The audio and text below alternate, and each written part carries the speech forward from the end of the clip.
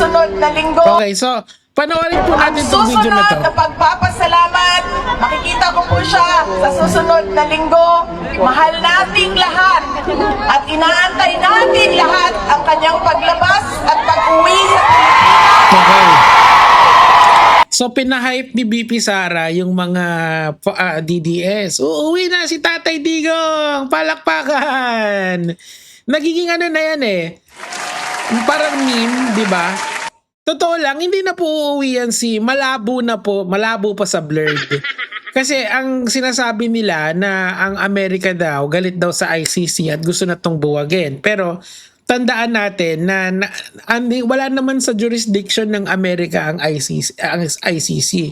ICC is in the European Union. And si Donald Trump lang naman ang may ayaw sa ICC.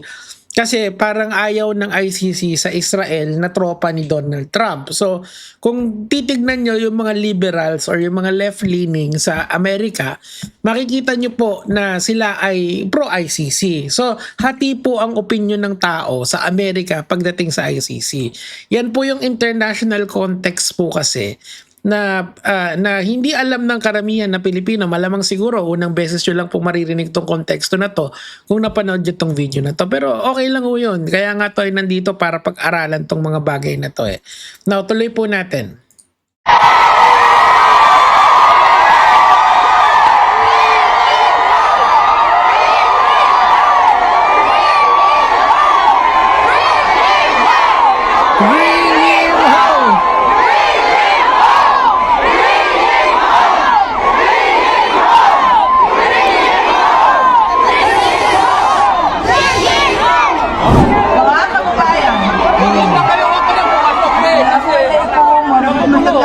Mga kababayan, Ayan, so hype na hype yung mga tao sa speech ni VP Sara Duterte. Alam niyo po mga lods, early campaigning po kasi yung ginagawa niya. Siyempre, ang presidente, si President Marcos, busy, habang siya naman lamyerda ng lamyerda sa ibang bansa, ginagamit niya yung oras niya sa pagiging vice president. Imbis na magstay sa Pilipinas at tumulong paano pala gawin ng ekonomiya, andyan. Nang-hype ng mga OFW. Baka alam ko naman po siguro may ilan pong OFW na nanonood sa akin. Shout out po sa inyo. Maraming salamat sa panonood. Pero ang akin lang po sana, wag po kayong padala sa mga ganitong galawan. Kasi totoo lang, kayo po ang totoong biktima ng ganitong klaseng galawan. And mamaya papakita ko sa inyo kung paano.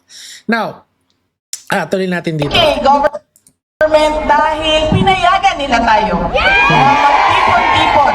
Okay, so okay. Namin. Wala sa payan. Galing sa posisyon namin sa syudad ng Davao. So this was 4 days ago. Actually, mga almost a week ago to. So ano po yung naging epekto nitong speech ni Sara Duterte? At pakinggan po natin yung unang-unang DDS. Actually, marami yan eh. Isa-isahin natin yung mga ano. Ito muna, ulit. Naantay natin lahat ang kanyang paglabas at pag-uwi. Alam mo yun, ang masakit lang dito, pinapaasa niya yung fanbase niya. Malabo pa sa blurred yan. Paano ko nasabi yan? Halimbawa, si Sara Duterte ang nanalo sa 28. Knock on wood, wag naman. Di ba? Siya yung nanalo. Tapos, anong mangyayari? Pwede niya bang utusan ang ICC na ibalik dito si Rodrigo Duterte? Ang sagot dyan, hindi. The only way na babalik dito si Rodrigo Duterte is nasa kahon na. Is dead, okay? Pero other than that, hindi po. Okay? Mukhang mahaba ang buhay ng mga Duterte.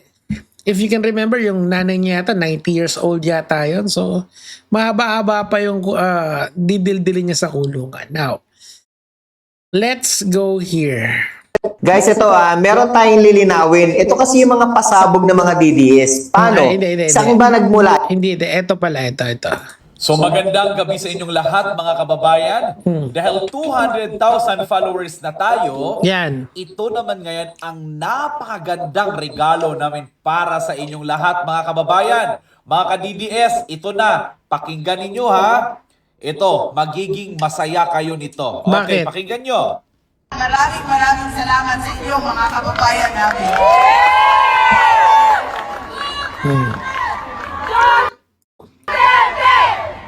So So, skipan natin dito. Yun, dahil nagdiriwang Bring him home!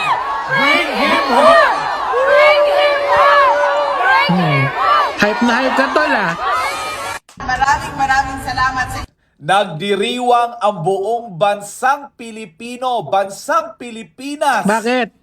Ang buong Pilipino nagdidiriwang ngayon dahil hindi naaabot ng August, si Tatay Digong ay makakauwi na sa Pilipinas, mga kababayan. So, ngayon po ay July 30, mamaya, 4 na oras from today, August 1 na. So, mukhang hindi talaga makakauwi, idol. Anong pinagsasasabi mo dyan? 'Di ba?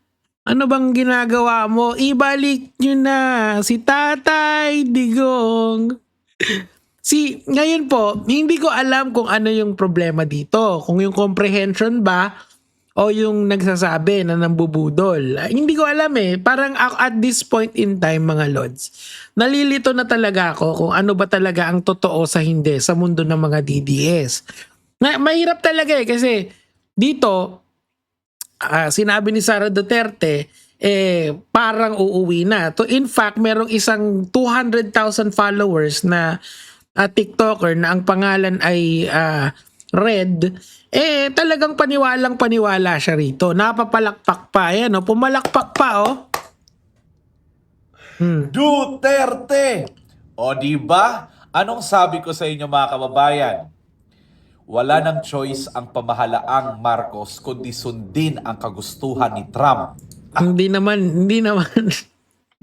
Yan, misinformation pa yon. Bakit po? Kasi hindi naman po, wala naman pong jurisdiction ng Amerika sa atin para utusan tayo sa kung anong gagawin. Hindi po ba? So, ibig pong sabihin, kanya-kanya po yan. Kung gobyerno natin ang masusunod, syempre yung gobyerno natin. And the Constitution remains supreme. Hindi po yung salita ni Donald Trump. Si Donald Trump ay hindi po Panginoon ng Pilipinas. Hindi po yan, wala pong maaapektuhan dyan. Okay? Sara and Tatay Digong, welcome back home. Excited na kaming sa lubog. Diba? So kung eto po yung masasabi ko na nalalason po yung utak nila doon sa mga salita ni Sara Duterte. Ngayon, after a day, kahapon lang to, nag-retract si Sara Duterte. Pakinggan natin. VP, how is your visit with PRRD today? Very good. Very nag-aantay. Nasa puso ninyo. Labas na or claims circulating. Ito. Dito, sabi niya, gawin niyo na lang daw kung ano yung nasa puso ninyo. Okay. Sige po, Tatay VP Digong. Inday, marami po kasing claims circulating on different social media platforms, ma'am. Putting your statement doon sa London rally niyo, ma'am, out of context. Na sinabi niyo daw, pinapalabas na lalabas na si PRRD next week from the ICC, ma'am. Just to set the record straight, is there a truth to that claims? Wala akong sinabi doon sa speech ko na lalabas sa si PRD next week. Hindi ko alam kung saan nagsimula yung ganon, pero definitely wala doon sa transcript na nagsabi ako na lalabas na si PRD. Pero parang ang impression kasi noon sa mga utu-utong DDS, parang lalabas na si Digong. Kuha nyo. Hindi kasi klaro yung sinabi mo. So, merong mga tao na hindi naman sila magaling sa comprehension. Mahina yung kokote nila pagdating sa pag-analisa ng mga bagay. Yung pagtingin sa broader context nito sa global scale. Mahina sila sa ganun. So, ang salita ni Sara Duterte sa kanila is parang truth agad. Hindi nila ini-scrutinize na tinatawag.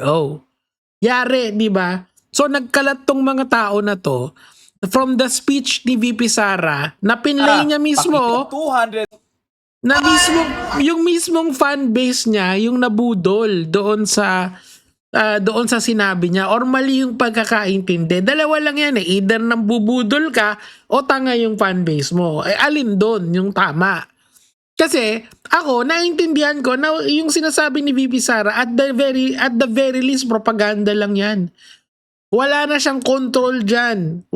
Ni Amerika, walang control dyan eh. Kasi hindi naman hindi naman Amerika ang may control sa ICC. They can have an opinion on the ICC, pero hanggang opinion lang yon, just like me and you. Pero it doesn't mean na sila ang magko-control sa fate ng ICC. So bakit ngayon nagpapapaniwala kayo dito sa babae na to? Harap-harapan yan o pambubudol yan eh. Either binubudol kayo o mga tanga kayo o sabay. Na kahit anong sabihin niya, papaniwalaan nyo. Di nyo tinatanong yung sarili nyo kung tama ba or mali yun. Klaro yan, no? Klaro pa sa klaro yan. Na yung mga fans niya naniniwala dun sa pinagsasasabi niya.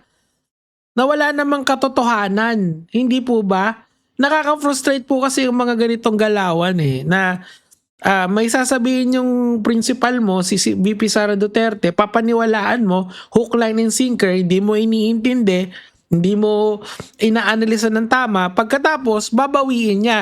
Sino ba napahiya rito? Si VP Sara ba o yung mga fans niya? O pareha sila? Diba? Wag na po natin tong ibalik doon sa double talk era ni Sara Duterte at saka ni Digong. Di ba ganyan sila eh? Mahilig sila magbitaw ng mga salitang di naman nila kayang panindigan eh. Ano yung kasabihan dyan? They say things that their mouths can check. Parang ganun eh. Something like this eh. So, ang akin lang po, mga lords, sana mag-isip-isip po tayo pagdating ng 2028. Obviously, nanga-hype lang yan si Sara Duterte. Tapos ang biktima niyan, hindi naman tayo eh. Kasi hindi na naman tayo apektado kung nasan si Tatay Digong. Ang biktima po niyan yung mga kagaya nitong tao na to. Either nabudol siya or tanga siya. Yun lang yun. Yun lang naman po, mga lods.